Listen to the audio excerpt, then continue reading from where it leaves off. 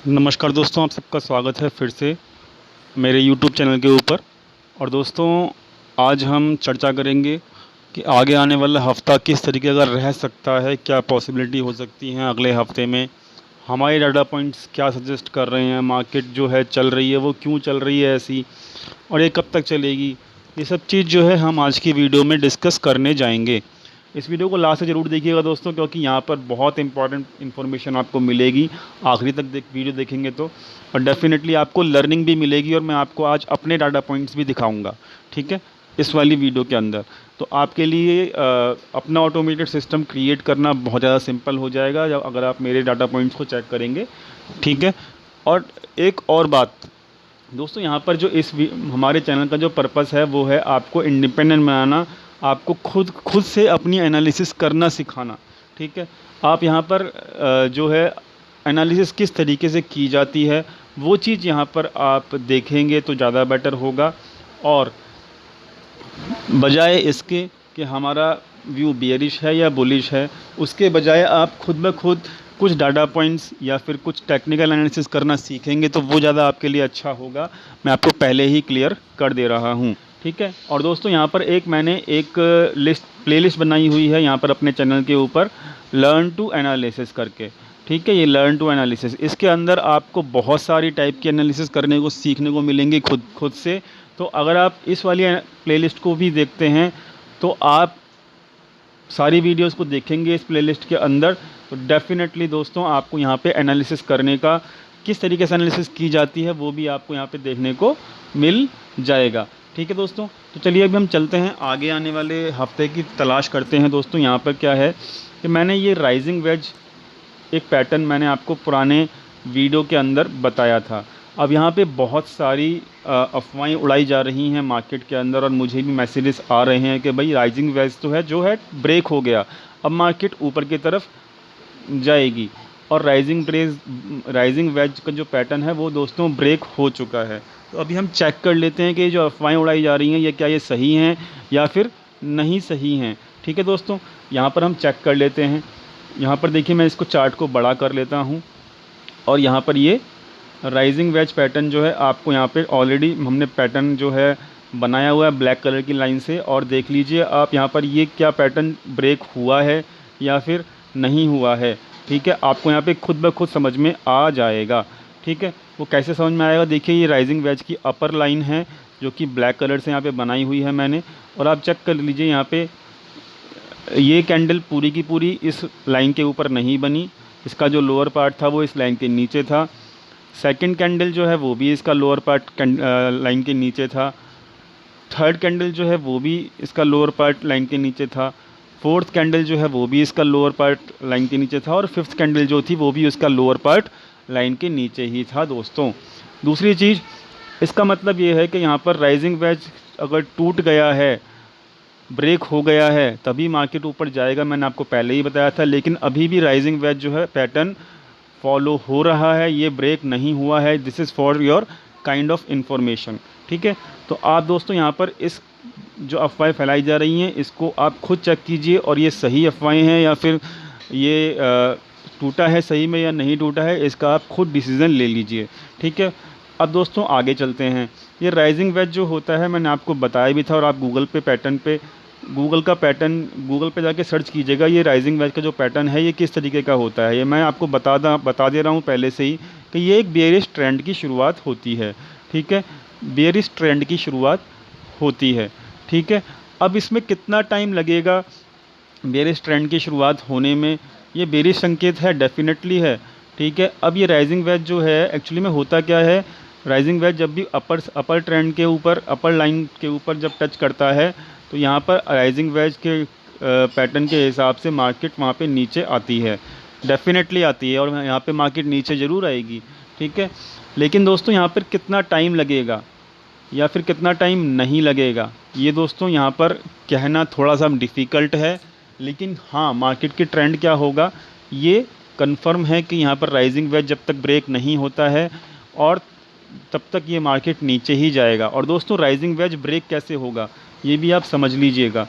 Rising veg जब ही break होगा जब यहाँ पर वॉल्यूम ऊपर की तरफ जाना शुरू करेगा। मतलब वॉल्यूम को, मतलब अगर मैं वॉल्यूम की बात करूं तो वॉल्यूम क्या होगा, वॉल्यूम यहाँ पर जो ये ब्लैक कलर की जो लाइन दिख रही है आपको, मूविंग एवरेज की जो लाइन दिख रही है, मूविंग एवरेज की, यहाँ पर वॉल्यूम के ऊपर ये वॉल्यूम की मूविंग एवरेज की लाइन जो है ऊपर की तरफ स्लोप होनी शुरू हो जाएगी।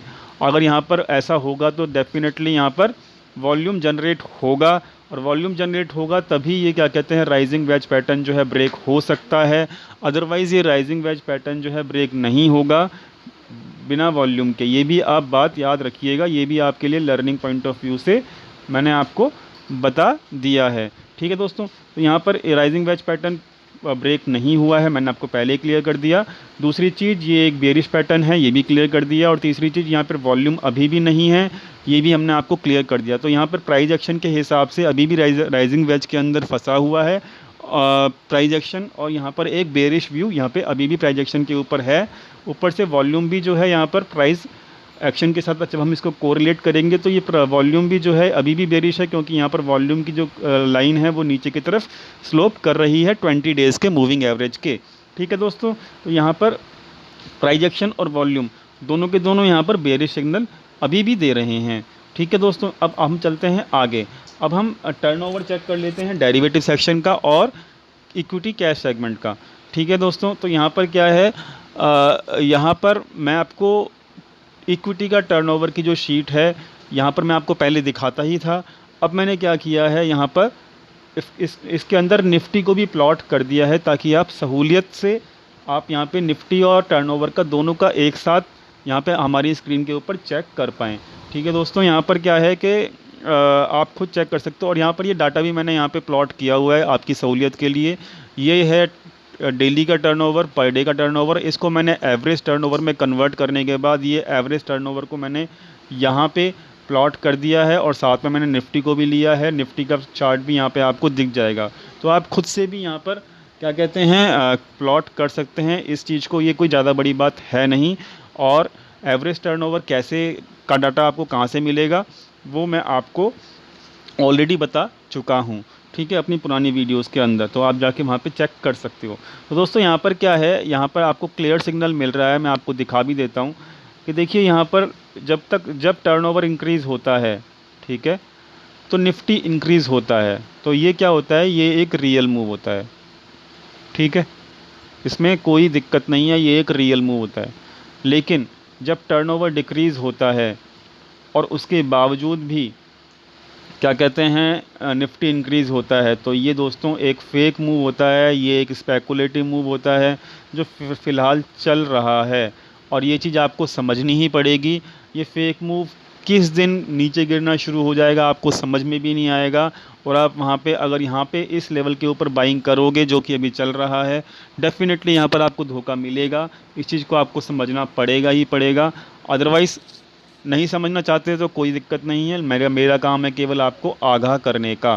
ठीक है दोस्तों, तो यहाँ पर जो है ये सपोर्टिव नहीं है अपसाइड मूव, और टर्नओवर जो है इक्विटी का वो भी यहाँ पर नीचे की तरफ जा रहा है, तो ये भी एक बेरिश साइन है। ठीक है दोस्तों, अब हम चलते हैं यहाँ पर अगले चार्ट के ऊपर, अगले डाटा पॉइंट के ऊपर, जो कि हमारा है यहाँ पर डेरिवेटिव सेक्शन का वॉल्यूम। ठीक है, तो टर्नओवर जो है यहाँ पर डेरिवेटिव सेक्शन का भी मैं प्लॉट करके रखा हुआ है। यहाँ पर ये पर डे का आपको 1 जून से यहाँ पर 10 जुलाई तक का अभी तक पूरा मिल जाएगा। टर्नओवर भी ये भी है, और एवरेज टर्नओवर के अंदर मैंने इसको कैलकुलेट किया, और यहाँ पर निफ्टी को भी मैंने प्लॉट किया। और ये सहूलियत के लिए आपको निफ्टी को भी प्लॉट करके और एवरेज टर्नओवर को भी प्लॉट कर दिया गया है, दोनों इस चार्ट के अंदर भी। तो ये दोस्तों पिछला जो चार्ट था वो था इक्विटी का टर्नओवर, और यहाँ पर जो चार्ट है, यहाँ पर ये जो चार्ट है ये है टर्नओवर डेरिवेटिव सेक्शन का। दोस्तों यहाँ पर देखिए टर्नओवर इंक्रीज़ किया गया, मार्केट ऊपर गई, डेफिनेटली ये भी एक रियल मूव था।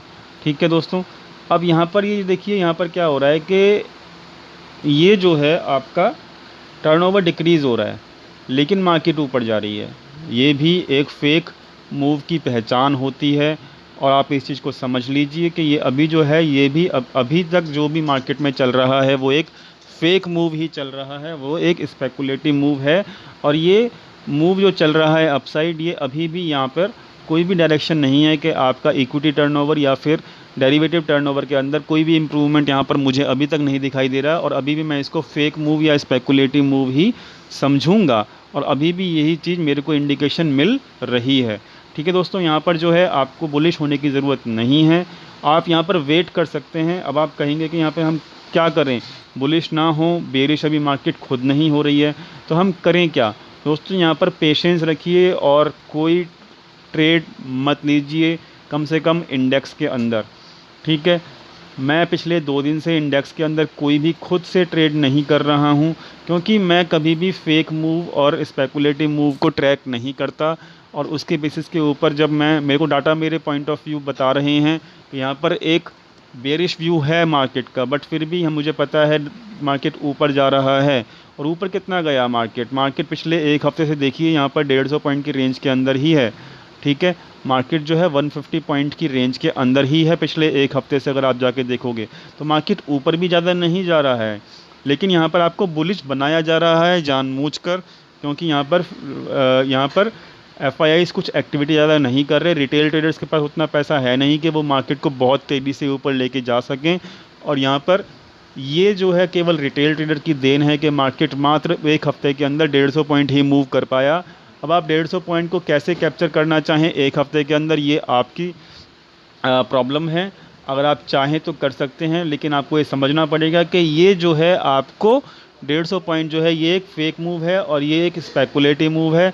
Better to not chase this type of move and better to do no trade hair.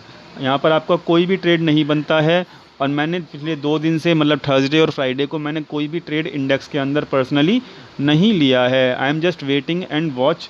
मेरा जो स्ट्रेटजी है फ़िलहाल वेट एंड वॉच की है, क्योंकि मेरे को वेट करना है कि मेरे डाटा पॉइंट्स को कब ये मार्केट फॉलो करना शुरू करेगा। तो दोस्तों यहाँ पर मेरी जो स्ट्रेटजी है वो मैंने आपको यहाँ पर क्लियर कर दी। मैं आपको ये नहीं बोल रहा कि आप मेरी स्ट्रेटजी को यहाँ पे फॉलो करना शुरू कर दीजिए। ठीक है दोस्तों, अब हम चलते हैं यहाँ पर अगले कुछ डाटा पॉइंट्स को लेते हैं। यहाँ पर क्या है, यहाँ पर मैंने चेक किया, यहाँ पर जो है आपको कैश का डाटा जो है यहाँ पे मिलेगा देखने को। यहाँ पर थर्ड पार्टी के वेबसाइट के ऊपर हम आए हैं। यहाँ पर आप देख लीजिए एफआईआई डीआईआईज़ की ट्रेडिंग एक्टिविटी जुलाई मंथ के अंदर है। दोस्तों यहाँ पर देखिए नेट बेसिस के ऊपर जुलाई मंथ के अंदर भी एफआईआईज़ जो है अपना माल बेच रहे हैं, मतलब इक्विटी में वो सेल ऑफ कर रहे हैं। यहाँ पर डीआईआई का अगर आप चेक करेंगे तो वो भी यहाँ पर नेट सेलर हैं। और दोस्तों जब बड़े प्लेयर दोनों के दोनों बिग प्लेयर जो कि एफआईआई और डीआईआई होते हैं मार्केट में, दोनों ही अपना माल बेच रहे हैं, तो यहाँ पर मार्केट कैसे बुलिश हो सकती है, ज़रा आप एक बात सोच के देखिएगा और इस चीज़ को लॉजिकली सोचिएगा। आप इमोशनली यहाँ पर मत सोचिएगा इस चीज़ को, क्योंकि इमोशनली तो आपको दिखेगा कि मार्केट बुलिश है, लेकिन मार्केट केवल और केवल यहाँ पर 150 पॉइंट ही रन किया है पिछले 1 हफ्ते में। तो ये बुलिश अगर होती तो मार्केट यहाँ पर 1 हफ्ते के अंदर कम से कम 500-300 पॉइंट, यहाँ पर 300 से 500 पॉइंट रन करनी चाहिए थी। लेकिन दोस्तों जब तक वहाँ पे एफआईआई या डीआईआई बाई नहीं करेगा तो ये पॉसिबल नहीं है। फ़िलहाल जो है मात्र 150 पॉइंट मार्केट रन किया है। ठीक है दोस्तों, यहाँ पर जो है आपको समझना पड़ेगा कि बड़ा प्लेयर यहाँ पर बाइंग नहीं कर रहा है, तो आपको बड़े प्लेयर के साथ ही रहना है, आपको यहाँ पे इक्विटी में अंदर बाय नहीं करना है। और दोस्तों ये भी एक बेयरिश व्यू है अगर इक्विटी के अंदर बड़ा प्लेयर नहीं बाइंग कर रहा है तो। ठीक है, अब हम उनकी डेरिवेटिव सेक्शन की जो है पोजीशंस को चेक कर लेते हैं, जैसे कि हम हर हफ्ते करते हैं। यहाँ पर मैंने आपको बता भी दिया है। अब मैं आपको यहाँ पे क्लियर कर देता हूँ कि पिछले हफ्ते की जो पोजीशंस थी नेट बेसिस के ऊपर, वो पोजीशंस ये थी। एफआईआई 3700 के लॉन्ग पोजीशंस में था। प्रोप्राइटरी यहाँ पर पिछले हफ्ते में नेट पोजीशंस जो उनके हाथ में थी वो 8900 के आसपास नेगेटिव में थी, यानी कि शॉर्ट पोजीशंस थी। रिटेल ट्रेडर्स की 6000 के आसपास लॉन्ग पोजीशंस थी फ्यूचर्स के अंदर, और डीआईआई यहाँ पे शॉर्ट में ही था। ये फ्यूचर्स की पोजीशंस हैं दोस्तों। यहाँ पर इस हफ्ते की जो करंट पोजीशंस हैं दोस्तों, वहाँ पर इन्होंने एफआईआईज़ ने अपनी लॉन्ग पोजीशंस को फ्यूचर्स के अंदर इंक्रीज़ किया है। प्रोप्राइटर्स ने अपनी डेफिनेटली शॉर्ट पोजीशंस को इंक्रीज़ किया है। रिटेल ट्रेडर्स ने अपनी लॉन्ग पोजीशंस को इक्वल ही रखा है, वहाँ पे कोई ज़्यादा चेंज नहीं दिख रहा है। लेकिन डीआईआई ने अपनी पोजीशंस को बहुत ज़्यादा इंक्रीज़ कर दिया है शॉर्ट पोजीशंस को। अब दोस्तों अब आप ये सोचोगे कि भाई एफआईआई जो है ये लॉन्ग कर रहा है, क्या कहते हैं आपका फ्यूचर में, तो मतलब एफआईआई का जो है बुलिश व्यू है। दोस्तों ऐसा नहीं होता है। मैं आपको पहले ही क्लियर कर देता हूँ, आज के इस वाले पॉइंट को भी क्लियर कर देता हूँ। यहाँ पर एफआईआई को बुलिश समझेंगे बहुत सारे लोग और सोचेंगे कि मार्केट अब ऊपर जाएगा। नहीं दोस्तों, ऐसा नहीं होता है।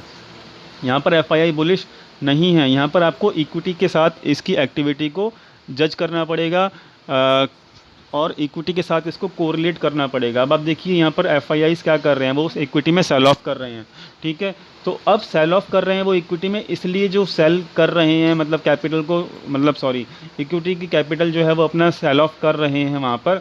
तो उसके अगेंस्ट में कोई भी न्यूज़ आ जाए या फिर नहीं आए, हमेशा एफआईआई हेजिंग करते हैं। और यहाँ पर एफआईआई जो लॉन्ग कर रहा है वो केवल हेज पोजीशंस को क्रिएट कर रहा है। इसका मतलब ये नहीं कि ये हेज पोजीशन जो है उनकी रियल पोजीशंस है और यहाँ पे मार्केट ऊपर जाएगा।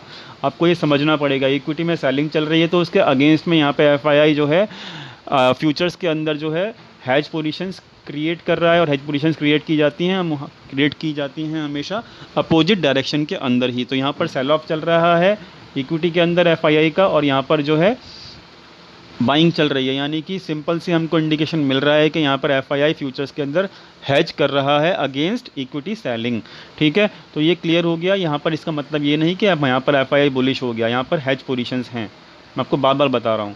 यहाँ पर देखिए प्रोप्राइटर्स भी यही कर रहा है, प्रोप्राइटर्स इक्विटी में बाय कर रहा है लेकिन साथ में शॉर्ट कर रहा है, यानी कि ये भी इनकी हेज पोजीशंस हैं, ठीक है। अब देखिए रिटेल ट्रेडर इक्विटी में भी बाइंग कर रहा है और फ्यूचर्स में भी बाइंग कर रहा है। तो इसका मतलब डेफिनेटली ये इनकी रियल पोजीशंस हैं। और यहाँ पर देखिए डीआईआईज़ जो है वो सेलिंग कर रहा है इक्विटी के अंदर, हमने चेक कर लिया। और यहाँ पर डीआईआईज़ जो हैं यहाँ पर फ्यूचर्स के अंदर भी सेल ऑफ कर रहा है। यानी कि यहाँ पे सुपर बियरिश कौन है, यहाँ पर सुपर बियरिश हमारा डीआईआई ही है, ठीक है। और यहाँ पर एफआईआईज़ का अभी भी न्यूट्रल व्यू है, प्रोप्राइटर्स हेजिंग कर रहे हैं उनका भी न्यूट्रल व्यू है, और रियल व्यू जो है बुलिश का किसका है, वो हमारा रिटेल ट्रेडर्स का है। रिटेल ट्रेडर्स अभी भी बुलिश हैं, डीआईआई अभी भी बेरिश हैं, एफआईआई भी न्यूट्रल हैं, और प्रोप्राइटर्स जो हैं अभी भी न्यूट्रल दिख रहे हैं। दोस्तों यहाँ पर प्राइस एक्शन जो है आपको यहाँ पर क्लियर कट इंडिकेशन दे रहा है कि वो प्राइस एक्शन जो है यहाँ पर अभी भी राइजिंग वेज नहीं टूटा है। और दोस्तों जब तक राइजिंग वेज नहीं ब्रेक होगा, जब तक मार्केट ऊपर नहीं जा सकती, इस चीज़ को आप अपने दिमाग में फिट कर लीजिए। और अगर मार्केट ऊपर नहीं जा सकते तो अल्टीमेटली मार्केट को नीचे ही आना पड़ेगा, जरूरी है। और ऑप्शन चेन को देखना भी बहुत ज़्यादा ज़रूरी है दोस्तों। मैंने अपने पुराने कल के वीडियो के अंदर, जो कि मेरा ये वाला वीडियो है, कौन सा वाला, एक मिनट रुकिए मैं आपको दिखा भी देता हूँ। ये प्रीमियम डी के एनालिसिस कैसे की जाती है, 11,000 के पार जाएगा मार्केट के नहीं जाएगा, ये वाली वीडियो मैंने आपको कल पोस्ट करके दिया था।